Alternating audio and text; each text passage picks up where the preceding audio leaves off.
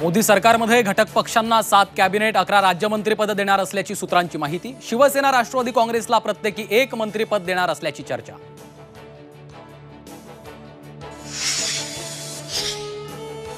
लोकसभेतील अपयशाची जबाबदारी माझी, फडणवीस पळणारा नाही लढणारा व्यक्ती। विधानसभेसाठी ताकदीने मैदानात उतरण्याचा फडणवीसांचा निर्धार।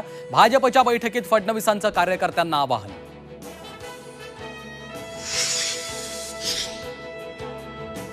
ठाकरे गटाचे 2 खासदार शिंदेंच्या संपर्कात, दोन्ही खासदार मोदींना पाठिंबा देणार।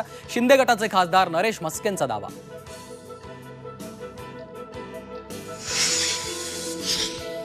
खासदारांचं मेरिट बघूनच मंत्रिपदाचा निर्णय घेणार। मुख्यमंत्री एकनाथ शिंदेंची जी 24 तासला माहिती। तर श्रीकांत शिंदेंना केंद्रात मंत्री बनवावं, धैर्यशील मानेंची मागणी।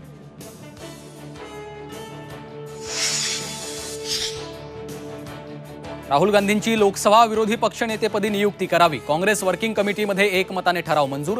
विचार करायला वेळ द्या, राहुल गांधींची विनंती।